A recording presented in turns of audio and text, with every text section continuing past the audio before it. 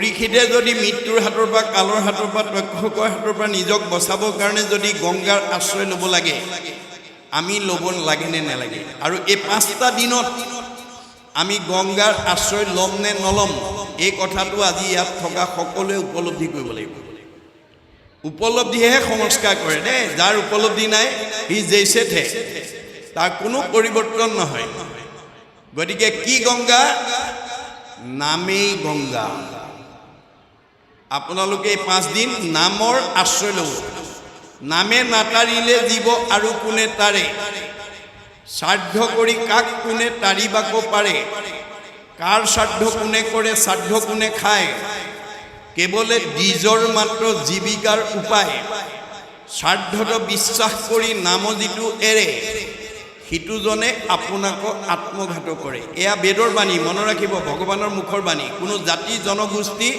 কোনো বিশেষ সমাজৰ কাৰণে নহয় বিশ্বৰ জীৱশ্ৰেষ্ঠ মানুহৰ কাৰণে ভগৱন্তই শ্ৰীমুখেদি এই কথা কৈছে খবৰটো পোৱাৰ লগে লগে ৰাজ্যৰ দেৱঋষি ৰাজঋষি ব্ৰহ্মঋষি ঋষিযোগে প্ৰমুখ্য কৰি গণ্যমান্যসকল আহি পৰীক্ষিতৰ সন্মুখত সমবেত হ'ল এই কথাটোৱে আমাক কি শিকাইছে যে আপোনালোকৰ শালমাৰী চমাৰজান গাঁৱৰ চাৰিসীমাত বিভিন্ন বংশ বিভিন্ন পৰিয়াল বিভিন্ন সমাজ বিভিন্ন জাতি বিভিন্ন ধৰ্মৰ লোকে বসবাস কৰি থাকিব পাৰে ধৰ্মৰ ভিন্নতা থাকিব পাৰে জাতিৰ ভিন্নতা থাকিব পাৰে বংশৰ ভিন্নতা থাকিব পাৰে পৰিয়ালৰ ভিন্নতা থাকিব পাৰে সমাজৰ ভিন্নতা থাকিব পাৰে কিন্তু আত্মাৰ ভিন্নতা নাই আত্মা দৃষ্টিত আপোনাৰ মোৰ মাজত কোনো পাৰ্থক্য নাই আমি সকলো ভগৱানৰ অংশ জীৱ তোমাৰে সেই অংশ আমি যত জীৱ যাক আমি সকলো ভগৱানৰ অংশ জীৱ আত্মাৰ দৃষ্টিত আপোনাৰ মোৰ কোনো পাৰ্থক্য নাই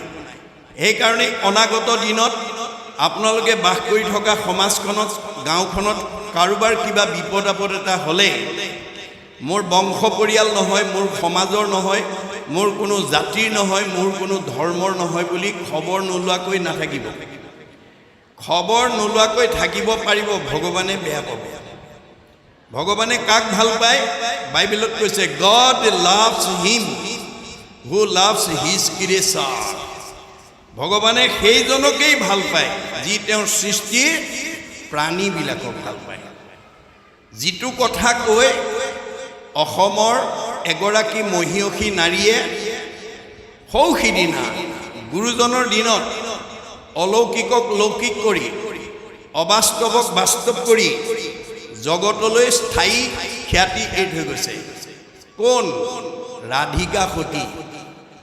ৰাধিকা সতীয়ে গুৰুজনৰ ওচৰত সেই টেম্বনি জান বান্ধিব নোৱাৰি গুৰুজনে যেতিয়া সতী নাৰীৰ কথা ক'লে ৰাইজে সকলোৱে সমবেত হৈ ছমাৰ মানে টেম্বনি জানৰ যি প্ৰবল বানপানীৰ দুখ বেদনাৰ পৰা নিজক বচাবৰ কাৰণে সমূহীয়াভাৱে সেই টেম্বনি জান বন্ধ কৰাৰ প্ৰয়াস কৰি বিফল হৈ অৱশেষত গুৰুজনৰ ওচৰত যেতিয়া আশ্ৰয় লৈছিল গুৰুজনে তেতিয়া কৈছিল তোমালোকে যদি এগৰাকী মহিয়সী নাৰী এগৰাকী সতী নাৰীৰ জৰিয়তে তাত যদি পানী আৰু মাটি দিব পাৰা অতি সহজতে বন্ধ হ'ব তেতিয়া সকলোৱে বিচাৰি হাহাকাৰ কৰিলে অৱশেষত ৰাধিকা সতীয়ে মই পাৰিম বুলি বক্তব্য ৰাখিলে যাৰ কাৰণে গুৰুজনাই তেওঁক আনিবৰ কাৰণে অনুমতি দিলে আৰু গুৰুজনৰ ওচৰত গৈ ৰাধিকা সতীয়ে সতীত্ব গুণৰ পৰিচয় দিবলৈ গৈ প্ৰথম সতীত্ব গুণৰ প্ৰথম প্ৰতিভাটোৰ সম্পৰ্কে কি বুলি কৈছিল গুৰুদেৱ মোৰ সতীত্ব গুণৰ প্ৰথম বৈশিষ্ট্যটো হৈছে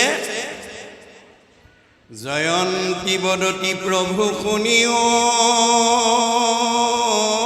গোসাই সমভাৱে ভূতদায়া কৰো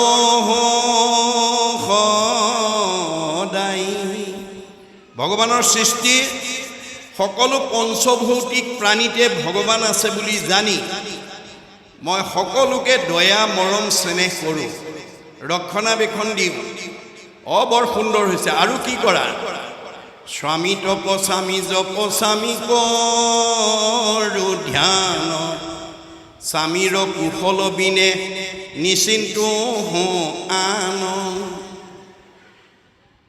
ভালো উপদেশ দিয়া চলাও স্বামীক মাস মধ্যে একবাৰ কৰোঁ ৰতিক স্বামী বিনে পৰ পুৰুষক দাসীটো কাম ভাৱে নাচাওঁ আৰু কথা নাপাতো পালেও আনন্দ নাপালেও নাহি দুখ দৈৱবশে জীৱা মিলে তাহাঁতে সন্তোষ নেদুকাকো লজ্জা নকৰোঁ পৰাং মুখ পৰ দুখে দুখী পৰ সুখে পাওঁ সুখ স্বামীকনো সুধি কতো নকৰোঁ গমন স্বামীক নিদিয়া অগ্ৰে নকৰোঁ ভোজন প্ৰাতসে উঠিয়া কৰোঁ গৃহকৰ্ম গণ বাহিৰে ভিতৰে কৰোঁ গোময় সিঞ্চন যদি স্বামী মন্দ কৰ্ম কৰে আচৰণ মিষ্ট বাক্য কৰি তাক কৰোঁ নিবাৰণ মোৰ দৃষ্টিত মোৰ চকুৰ আগত স্বামীয়ে যদি কিবা ভুল কাম কৰা দেখোঁ মই ভাল উপদেশৰ দ্বাৰা তেওঁক ভাল পথলৈ ঘূৰাই অনাৰ কাৰণে মই ব্যৱস্থা লওঁ গুৰুজনে কৈছে কিয় তুমি এই ব্যৱস্থা লোৱা বোলে বিবাহ সম্বন্ধে পুৰুষৰ অৰ্ধাংগিনী স্বামী বুলি ধৰ্ম কৰ্ম পাই অৰ্ধখিনি মই বিবাহবাসত আবদ্ধ হোৱাৰ দিনাখনেই স্বামীৰ অৰ্ধাংগিনী হিচাপে মই পৰিগণিত হ'লোঁ স্বামীৰ পাপ পুণ্যৰ আধা মই ভোগ কৰিব লাগিব গতিকে তেওঁ যাতে পাপ কৰ্ম কৰি মই অংশীদাৰ হ'ব লগা নহয় তাৰ কাৰণে মই তেওঁক সদায় ভাল উপদেশৰ দ্বাৰা পৰিচালিত কৰোঁ কেনেকুৱা বেয়া কামত গ'লে তুমি অগ্ৰাধিকাৰ দিয়া বোলে যদি কলি থকা ঠাইলৈ যায় কলি ক'ত থাকেনো পৰীক্ষিত ৰজাই কলিক নিগ্ৰহ কৰোঁতে প্ৰধানকৈ 4টা ঠাই দিছিলে নিৰ্পতি বুলন্ত কলি টুক দিলোঁ স্থান জৈত খেলে জুৱা পাশা কৰে মদ্যপান স্ত্ৰী পঞ্চ সোণা গৃহস্থৰ থাকে জৈত এই 4 স্থান দিলোঁ বংশ গয়াতৈত কলিক প্ৰধানকৈ 4টা ঠাই দিয়া আছিল মদ ভাং খোৱা জুৱা পাশা খেলা পৰস্ত্ৰী আসক্ত হিংসা ধৰ্ম মদ খোৱাত তুমি কিয় বাধা দিয়া মাদ্যতি যত মধ্যম মদ খালে নিচা লাগে বুদ্ধি লুম্পতি যত দ্ৰব্যম মদকাৰী তদচ্ছতে নিচাযুক্ত বস্তু খালে সৎ বুদ্ধি বিনাশ হৈ অসৎ বুদ্ধি ফালে গতি কৰে মোৰ স্বামীয়ে যাতে নিচাযুক্ত বস্তু খায় সৎ বুদ্ধিৰ পৰা যাতে অসৎ পথলৈ গৈ মই কৰা কৰ্মৰ পাপৰ অংশীদাৰ যাতে মই হ'ব লগা নহয় তাৰ কাৰণে তেওঁক মই ভাল উপদেশৰ দ্বাৰা পৰিচালিত কৰোঁ বৰ সুন্দৰ হৈছে যোৱা পানী আনা 3টা কাঠি এপল পানী আৰু এপল মাটি টেম্বনি জানত দিবৰ কাৰণে গুৰুজনে নিৰ্দেশনা দিলে জয়ন্তী সতীয়ে তললৈ গৈ যোগ বলে ব্ৰহ্মপুত্ৰৰ পৰা এপল পানী উঠাই আনোতে 4 আঙুল পানী কমি আহিলে তেতিয়া গুৰুজনে মাতি আনি কৈছিল ৰাধিকা তুমি বহুত ভাল কামৰ কথা ক'লা কিন্তু তুমি জীৱনত বেয়া কামো কৰিছা মোৰ আগত প্ৰকাশ কৰা তেতিয়া ৰাধিকাই বেয়া কামৰ বিষয়ে কি বুলি কৈছিল নমস্কাৰ কৰি বোলে শুনিও বাপ কৰি আছোঁ মই এক গুৰুতৰ পাপ মই জীৱনত এটা বৰ ডাঙৰ পাপ কৰি থোৱা আছে বোলে কি আমাৰ স্বামী এন্তে গৃহে নাহি কয় বহিনী জমাই আহি গৃহে মিলি লয় স্বামী নথকা এটা দিনত ভনী জোৱাই আহি আমাৰ ঘৰলৈ আহিলে তাৰ পৰা আমি আৰ্থিক দুৰৱস্থা আমি নিতেও ভাত ৰান্ধি পাত কাটি ভাত খাওঁ ভাত ৰান্ধি আছোঁ পাত কাটি দেউতা নাই তাক কাটি বাক কাচি দিলোঁ হো পেলাই ভনী জোৱাইকে পাত কেখিলামান কাটি আনা বুলি ভিতৰৰ পৰা ওলাই আহি লৰালৰিকে কাঁচিখন দলিয়াই দিওঁতে বতাহত মোৰ উৰণিখন খহি গ'ল কাচি দেউতে মোৰ মুখ জমাই দেখিল এহি গুটি পাপ বাপ আমাৰ সিজিল। ভনী জোৱাই মোৰ মুখখন দেখিলে আৰু ময়ো ভনী জোৱাইৰ মুখখন দেখিলোঁ। গুৰুজনাৰ দিনত জেশাহুৱেকে ভনী জোৱাইৰ মুখলৈ চাই, ভনী জোৱাইকো জেশাহুকৰ মুখলৈ চাই কথা কোৱাৰ নিয়মটো কঠোৰ আছিল। আজিকালি শিথিল হৈছে, কিন্তু উৰণি প্ৰথা আজিও আমাৰ সমাজত বিদ্যমান হৈ আছে। বিবাহ পাশত আবদ্ধ হ'লে উৰণি ল'ব লাগে। উৰণিটো হৈছে ভক্তিৰ প্ৰতীক আৰু জ্যেষ্ঠজনক সন্মানৰ প্ৰতীক। এতিয়া গুৰুজনে ক'লে, ঠিক আছে, তোমাৰ সেই দুখটো মই খণ্ডন কৰিছোঁ, তুমি পুনৰ পানী আনা। দ্বিতীয়বাৰ তেওঁ পানী আনিলে 4 আঙুল বেছিকৈ ওপৰলৈ আহে। 3টা গাঁঠি এপল পানী আৰু এপল মাটি ব্ৰহ্মপুত্ৰৰ পৰা আনি যোগ বলে টেম্বুৱনী জানত পেলাই দিয়াৰ লগে লগে বুৱতী নদী বন্ধ হৈ গ'ল। সেই অঞ্চলৰ মানুহ বানপানীৰ কবলৰ পৰা মুক্ত হ'ল আৰু সেই জানটো আজিও শান্তিজান হিচাপে পৰিচিত হৈ ৰ'ল। এগৰাকী মহিলাৰ সতীত্ব গুণৰ প্ৰভাৱে যদি বুৱতী নদী বন্ধ কৰিব পাৰে, আমাৰ ঘৰখন, আমাৰ পৰিয়াল, আমাৰ মানে সমাজখন, আমাৰ পৰিৱেশটো ভাল কৰিব নোৱাৰিব কিয়? এই বিষয়ে আমাৰ নাৰীসকলৰ গাত থাকিবলগীয়া 7টা গুণৰ কথা গীতাত কৃষ্ণই কৈ গৈছে। মই পৰৱৰ্তী সময়ত এইখিনি বহল ব্যাখ্যা কৰিম, মই মাত্ৰ আপোনালোকৰ দৃষ্টি আকৰ্ষণ কৰি আছোঁ। অৱশেষত যেতিয়া সকলোৰে সন্মুখত যেতিয়া আহি সমবেত হ'ল, পৰীক্ষিতে সাহস পালে, প্ৰেৰণা পালে আৰু প্ৰশ্ন কৰিলে, কোৱা দেৱঋষি, কোৱা ৰাজঋষি, কোৱা ব্ৰহ্মঋষি, কোৱা ঋতিজ, কোৱা গণ্যমান্যসকল, মই কি কৰিলে তক্ষকৰ দংশনৰ পৰা নিজক বচাব পাৰিম? ৰজাৰ প্ৰশ্ন শুনি প্ৰত্যেকে নিজা নিজা মত আগবঢ়ালে। কোনোৱে ক'লে তপ কৰা, কোনোৱে ক'লে জপ কৰা, কোনোৱে ক'লে যজ্ঞ কৰা, কোনোৱে ক'লে দান কৰা, কোনোৱে ক'লে তীৰ্থ কৰা, কোনোৱে ক'লে স্নান কৰা। নানা ঋষিৰ নানা মত। নানা ঋষিৰ নানা মতে পৰীক্ষিতৰ মৃত্যুৰ ভয় আঁতৰ কৰিব নোৱাৰিলে। কিয়? কাৰণটো ভাগৱতৰ 11 স্কন্ধত গুৰুজনে লিখি থৈ গৈছে। ভগৱন্তৰ সৃষ্টি 4 মুঠি জীৱৰ ভিতৰত এনেকৈ ঈশ্বৰত ভক্তি কৰি ধৰ্ম আচৰণ কৰি মুক্তি পাব পৰা শক্তি মানুহৰ বাদে আনৰ নাই। গতিকে আমি জীৱশ্ৰেষ্ঠ মানুহ হিচাপে যি জাতি জনগোষ্ঠীতে জন্মগ্ৰহণ নকৰোঁ কিম্বা পৃথিৱীৰ য'তেই জন্মগ্ৰহণ নকৰোঁ কিম্বা আমি ঈশ্বৰক ভজিবই লাগিব। আমি ঈশ্বৰক কেনেকৈ ভজিলে আমি জীৱই মুক্তি পাব, সেই বিষয়ে তেওঁৰ ভগৱানে নিজৰ মুখেদি কৈ গৈছে আৰু আন ধৰ্মবিলাক ঋষিবিলাকৰ মুখেদি কোৱাইছে। আন ধৰ্ম ঋষিৰ মুখে কৰাইলা বেকত, পহিলা আপোন মুখে নিজ ধৰ্ম যত। আমি জীৱশ্ৰেষ্ঠ মানুহ হিচাপে যিটো ধৰ্ম আমি আচৰণ কৰিব লাগে, সেই বিষয়ে ভগৱন্তই নিজৰ মুখেদি কৈ গৈছে। সেইটোৱে হৈছে ভাগৱত ধৰ্ম, ভক্তি ধৰ্ম, নাম ধৰ্ম। মনত ৰাখিব, যিটো আপোনালোকে 5 দিনীয়া কাৰ্যসূচীৰে সম্পন্ন কৰিছে। আপোনালোকে চিঠিখনত এটা কথা লিখা নাই, মই মনত কৰোঁতে কৈ থৈছোঁ উদ্যোক্তাসকলক। আপোনালোকে এই নামঘৰ প্ৰতিষ্ঠা কালৰ পৰা বা এই গাঁওখনে এই পবিত্ৰ অনুষ্ঠানটো ভাগৱত পাঠ ব্যাখ্যা বা ভাগৱত পাঠ কিমান বছৰৰ পৰা কৰি আহিছে, সেই কথাটো আপোনালোকে চিঠিখনত লিখিবলৈ নাপাহৰিব। কাৰণ আজি যিসকল উদ্যোক্তাৰ চেষ্টাত এই অনুষ্ঠান অনুষ্ঠিত হৈছে, তেওঁলোক সদায় নাথাকে, গুচি যাব।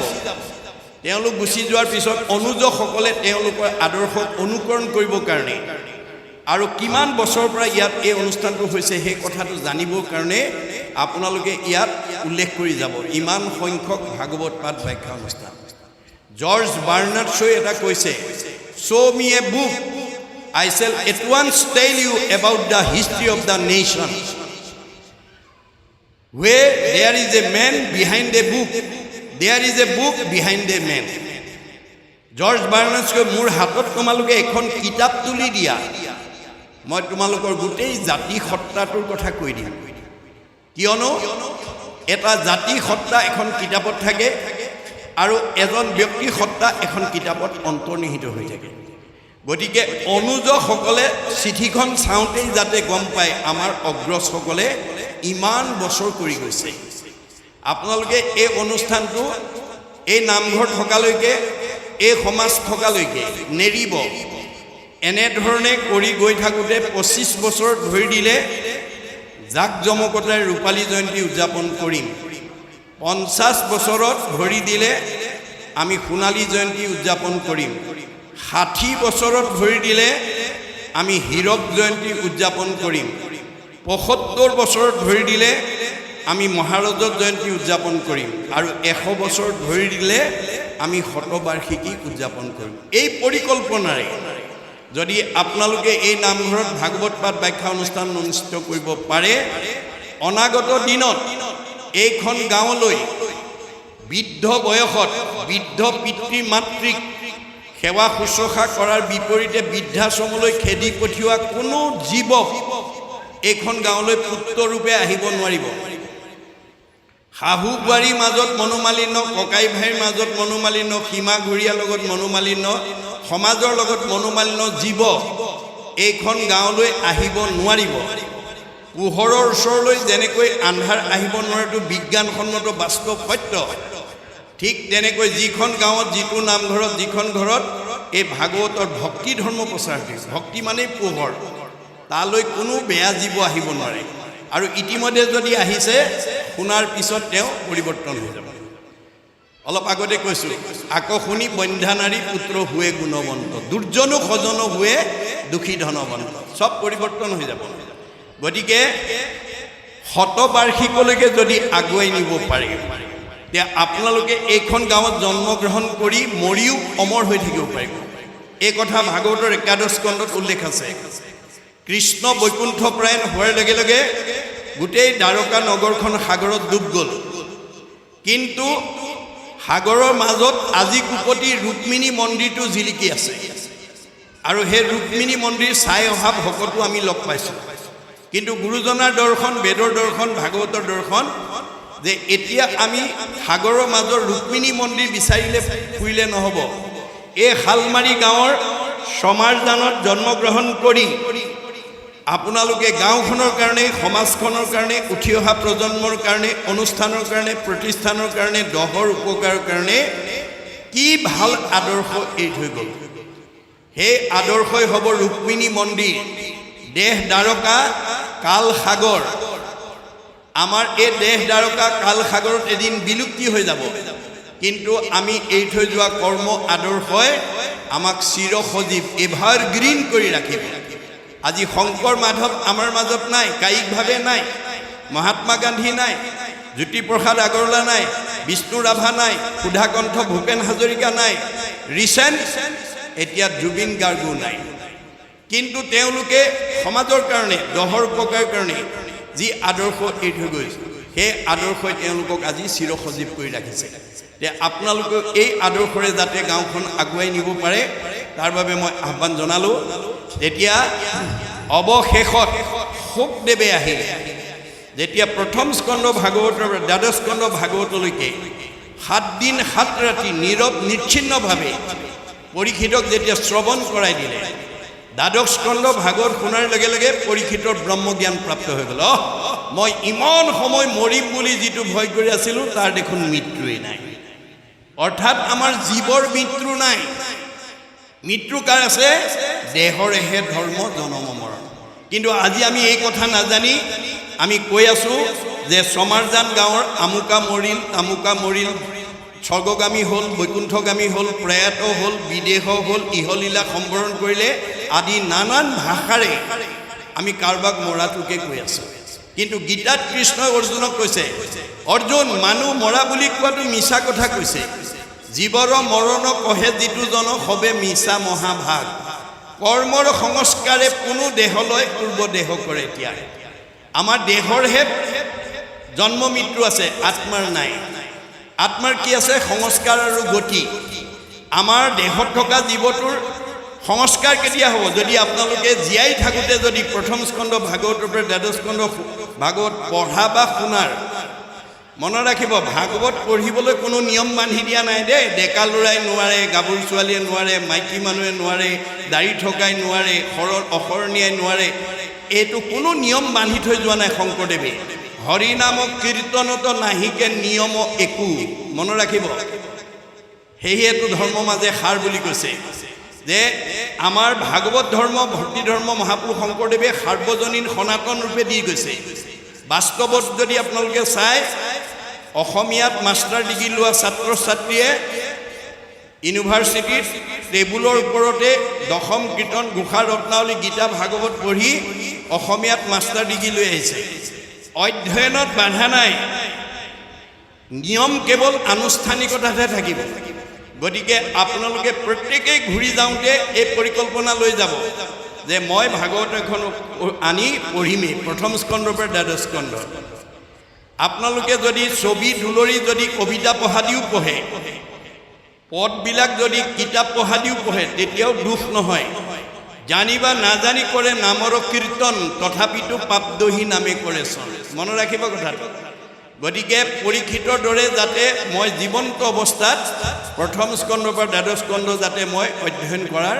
এটা সৌভাগ্য ল'ব পাৰোঁ তেতিয়াহ'লে আপোনালোকৰ জীৱই পৰীক্ষিতৰ দৰে গতি পাব মনত ৰাখিব কথাটো কাৰণ এইটো বিশ্বাসৰ ওপৰত নিৰ্ভৰ কৰে বিশ্বাসে পাইবে তাংক তৰ্কে বহু দূৰ আমাৰ মহাত্মা গান্ধীয়ে কৈছে ধৰ্মীয় দৰ্শনবিলাক বিশ্বাসৰ ওপৰত নিৰ্ভৰ কৰে religious beliefs are based on faith ধৰ্ম দৰ্শন বিশ্বাসৰ ওপৰত নিৰ্ভৰ কৰে religion is not really what is grasped by brain but by heart ধৰ্ম দৰ্শন মগজে ঢুকি পোৱা বস্তু নহয় কাৰোবাক দেখুৱাই দিয়া বস্তু নহয় ই অন্তৰৰ উপলব্ধিৰ বস্তু তে উপলব্ধিয়ে আমাক সংস্কাৰ কৰিব